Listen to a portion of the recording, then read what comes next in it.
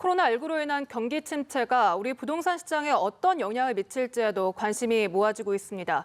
이런 가운데 기준금리가 0%대로 떨어지는 사상 초유의 초저금리 시대를 맞게 됐지만 금리 인하가 주택가격에 미치는 영향은 제한적일 것이란 지적도 나옵니다. 네, 오늘 박진영의 출근길 인터뷰는 김덕래 주택산업연구원 주택연구실장을 만나 코로나19발 경기 위축과 금리 인하가 부동산 시장에 미칠 파장에 대해서 들어보겠습니다. 주택산업연구원에 나가 있는 박진영 기자 나와주시죠. 네, 박진영의 출근길 인터뷰 김덕래 실장과 이야기 나눠봅니다.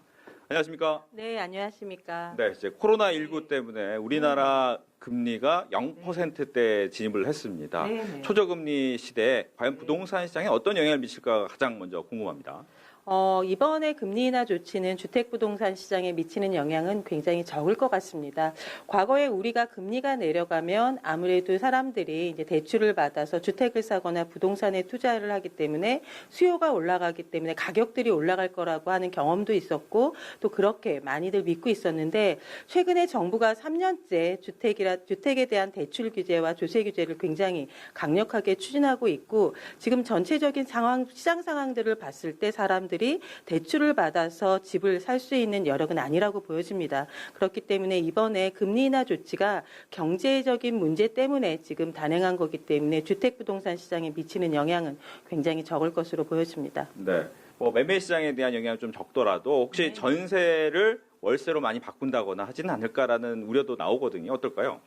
그런 영향들이 있을 수밖에 없습니다. 집주인 입장에서 보면 전세 보증금을 올리는 것보다는 그 월세로 해가지고 받는 수익이 아무래도 더 높을 거기 때문에 전세 보증금을 올리는 것보다 이제 월세로 전환하는 속도들이 조금 증가는 할 수 있지만 이미 우리가 저금리를 오랫동안 경험해 왔기 때문에 과거 몇 년 동안 전세에서 월세로 전환하는 것은 급속히 많이 진전이 됐고요. 그렇기 때문에 이번에 그 금리 인하로 인해서 전세로 일부 월세가 돌아갈 수는 있지만 많은 그 비중들이 월세로 전환되는 속도는 그렇게 크지는 않을 거라고 보여집니다. 네.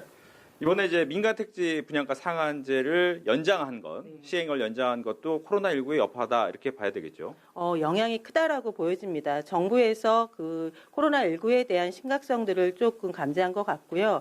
분양가 상한제를 그 유예받기 위해서 많은 단지에서는 4월 말 이전에 입주자 모집 공고를 내고 분양을 했어야 했습니다. 그렇다 보면 무리해서 건본주택을 개관하거나 아니면 이제 직객 효과에 기반한 홍보들을 할 수밖에 없었는데 이러한 것들을 시행을 했을 경우에 사람들이 몰려들게 되면서 사회적 거리두기가 어려워지게 되고 그러면 또 코로나19가 확산이 될 수 있는 그런 진앙지로서의 또 문제점들을 발생할 수 있었기 때문에 정부로서는 지금의 위기 상황들에 대한 것들을 간파하고 이 부분들에 대해서 유예하면서 사업자라든가 아니면 조합에서 무리해서 분양을 하는 것들을 조금 막으려고 했던 부분들이 보여집니다. 네. 이제 사람들의 관심은 부동산 시장에 늘 있던 관심이지만 과연 집값은 올라갈 것이냐 아니면 떨어질 것이냐 어떻게 좀 예측을 하시는지요? 장기적으로 보면 주택 가격은 물가 상승률이나 경제 성장률에 연동을 해서 올라갑니다. 그렇지만 지금 시장 상황으로 보면 불확실성이 굉장히 커지고 있고 변동성들도 많이 커지고 있기 때문에 올해는 단기적으로 예측하는 것들이 굉장히 어려울 수 있는 상황인 것 같고요. 특히 최근에는 그래도 오르는 지역들이 나타나는가 하면 주택 가격이 대구 같은 경우는 많이 빠지고 있습니다. 이런 것처럼 오르는 지역과 그다음에 내리는 지역들이 같이 나타날 수 있기 때문에 사람들의 입장에서는 어떤 조건들이 부여되지 않은 상태에서 전반적으로 주택 가격이 오를 것이다, 내릴 것이다라고 이야기하는 것은 어려울 것 같습니다. 다만 장기적으로 5년이든 10년 이후에 본다라고 하면 과거의 그 추세로 봤을 경우에 상승률은 조금들은 있을 것 같습니다. 네. 그렇다면 올해 집을 사야겠다라는 마음을 먹고 계셨던 분들이라면 어떻게 좀 시점을 잡는 것이 좋을까요? 4, 5년 전부터 내 집 마련을 위해서 준비하셨던 분이라고 하면 내가 원하는 지역 그리고 내가 지불할 수 있는 주택 가격에 원하는 가격대의 그 상품들이 있다라고 하면 사시는 것도 괜찮을 것 같습니다.